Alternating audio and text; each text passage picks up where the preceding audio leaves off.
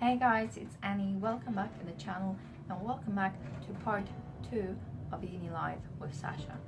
This video, Sasha will be talking about procrastination, why she chose university rather than a job or an apprenticeship, comfort zones, as well as giving some book advice and more. Hope you enjoy.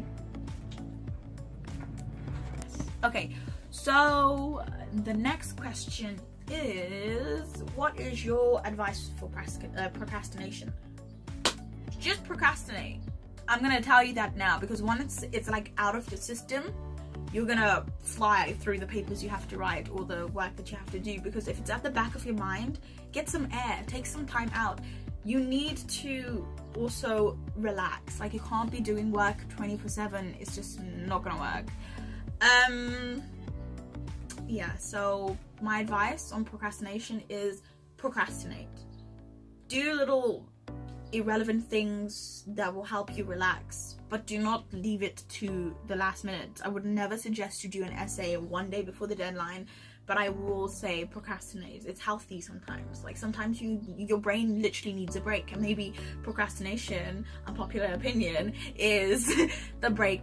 Like, it's your body's way of telling you that you need a break. So I would definitely recommend you sometimes procrastinate. It's gonna happen. You may as well just let it happen instead of forcing yourself to do work, reading a page for like 5 hours and not coming out knowing anything because you're thinking of something else. Like, for me, for example, I had a deadline and I really needed to do the deadline. I had a couple days to do it and I could not do it because I wanted to watch the next Netflix TV show on the block. I started to watch it when I was at home over the Christmas, and I could not finish this essay until I finished the series. It's only like, I think it was like 20 episodes, and I was already in like 5. I finished the series. Like, I procrastinated, and after that I wrote my essay. But I'm not going to suggest that, but that's what I did. So procrastination is healthy sometimes. Don't overdo it, but it's healthy if you get a good balance. Okay, are you glad to go to uni rather than getting a job or apprenticeship? Yes.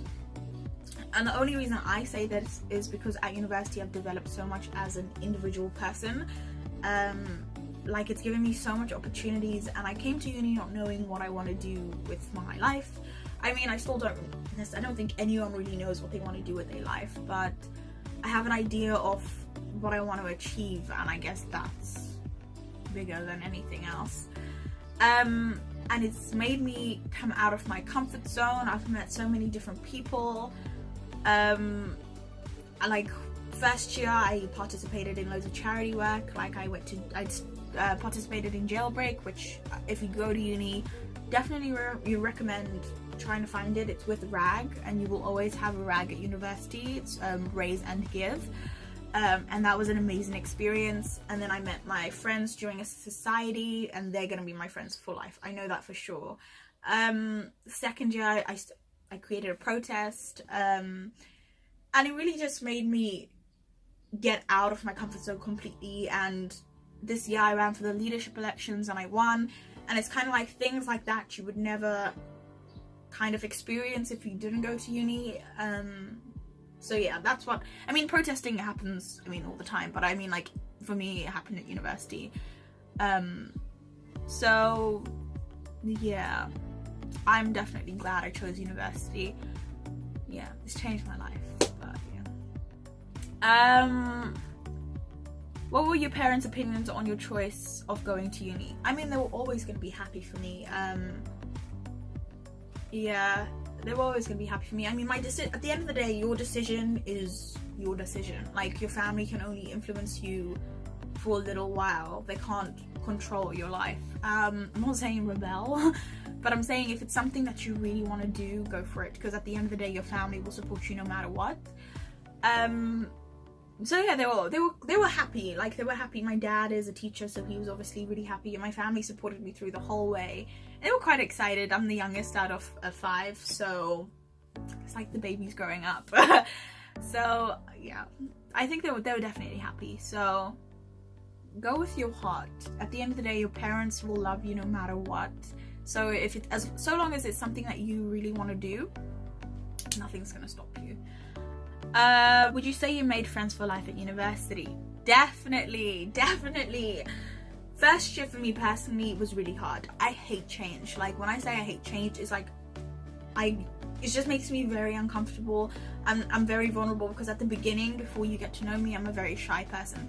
A lot of my friends will object to that because of the way I am when we do know each other, but at the beginning I can be a very shy person. And I've definitely made friends for life. They have supported me through times that I couldn't support myself. Yeah, they really were there through the whole thing. The whole thing. Like first year was really difficult for me personally, and then like suddenly as I started making these friends, life started to get easier. University life and work became bearable, and I mean they've always had my back, and I won the elections, and that was not because of me. I mean a little bit, like a little speck was me, but it was because of the people that I had backing me and the people who put in the work, and that is everything. And those friends will definitely be in my life forever. And literally I've made the best friends with my housemates who've left. I'm not gonna cry this time, but yeah, you just make friends for life. Like I said, you're spending so much time with these people, you're sharing so many different memories, and it's inevitable. They're gonna be in your life forever. You best get used to it. Okay, the next one is, what was most stressful about your years at university? For me, first of all, it was starting university, and also just like fitting in, if that makes sense. Like for me, like I said, I didn't like change. It was just really hard to fit in. Yeah, it was just really hard. And also deadlines, and like I said, you're at university for 3 years. That's a lot of years, and things can change in like externally, personally, in your personal life, and you will get sad, you will get stressful. There's many times that I have broken down. I have not always been smiling, but that's okay, it's only natural. But friendships and friends really help you not be as stressed as you can. Stress is going to come for you. A bit of stress is good for you because it helps you prioritize things that you need to do, but a lot of stress, no muy bueno. You need to get, like, there's also a lot of support systems at universities, so definitely find your well-being center or student support, and I know that they will help you during extremely stressful times. But friends also make it so much better.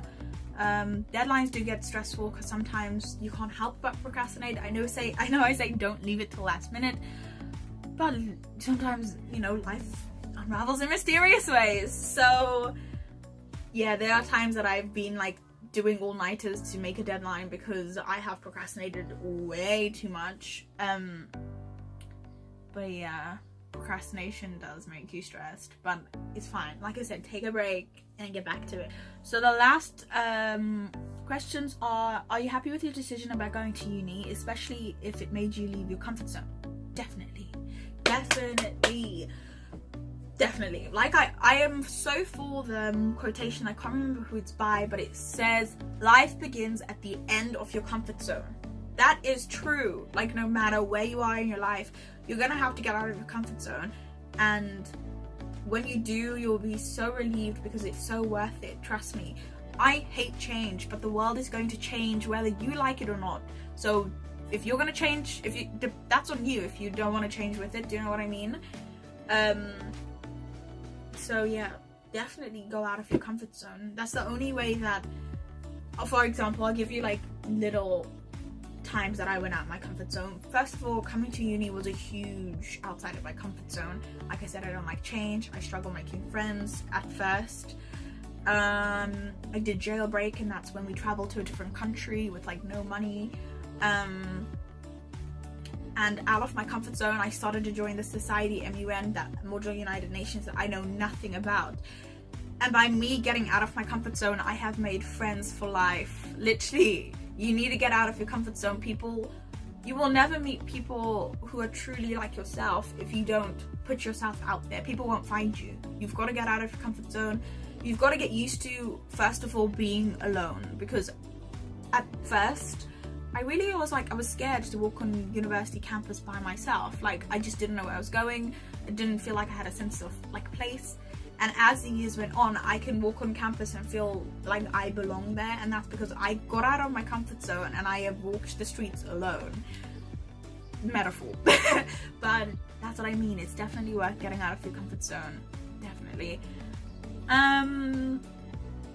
So how much on average did you spend on books for your course at university?